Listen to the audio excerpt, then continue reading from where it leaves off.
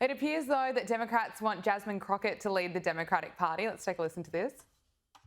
Jasmine is frankly the type of leader that we're really looking to support in some senses, right? Somebody who is out there that frankly doesn't give a damn what the other side, at least the elected Republicans in Congress say what they believe in. And at least even if you don't agree with her, you know what she stands for. Yeah. Because she makes it very clear. And people are really craving that right now. They don't want more politicians that say talking points that it doesn't even feel like they believe, or you don't even really know what they mean. They want somebody who's out there that says what they believe and doesn't care what somebody else thinks about it. They want that authenticity. And in case we forgot how brilliant Jasmine Crockett is, here she is earlier in the year claiming that it's not a crime to enter the US illegally.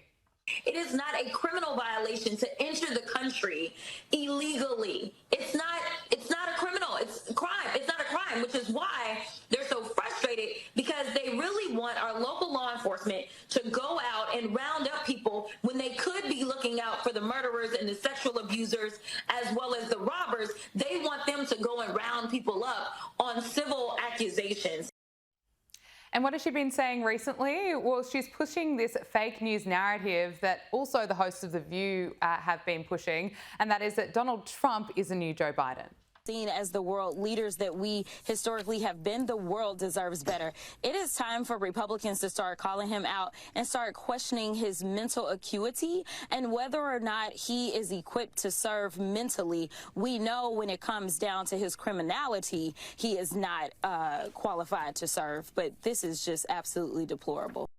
You cannot make this stuff up. Alex, is this who should be leading the Democrats?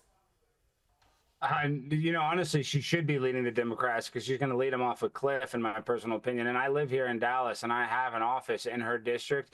And let me tell you something. Jasmine Crockett is a phony, baloney criminal defense attorney. And what do criminal defense attorneys do?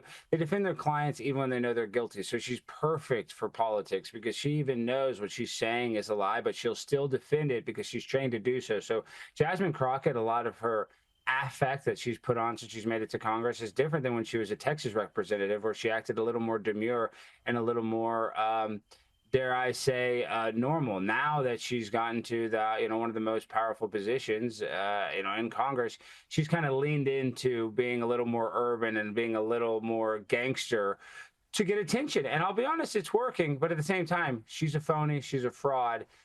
She's going to lead them right off a cliff. So if they want to anoint her or AOC as their leader, go ahead. They can have Tweedledee and Tweedledum. That'll make it a lot easier for the people that actually care about this country. Yeah, good luck to them. Former FBI Director James Comey has called the Republican Party white supremacists while appearing on MSNBC. Let's listen to what he said.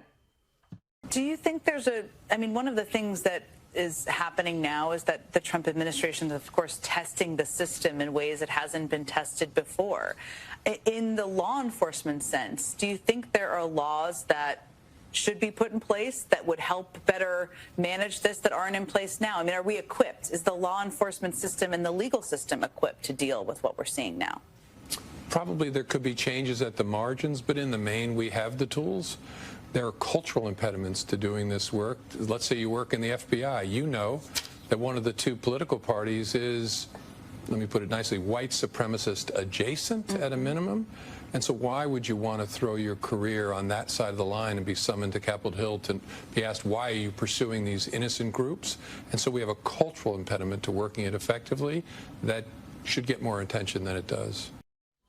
James Comey has previously accused Donald Trump of stirring racism, so these comments really come as no surprise. But they also come after James Comey posted a picture on Instagram, 8647, and then claimed he had no idea that might imply a threat, with 86 generally understood to mean get rid of, and 47, of course, being a clear reference to Donald Trump, the 47th president.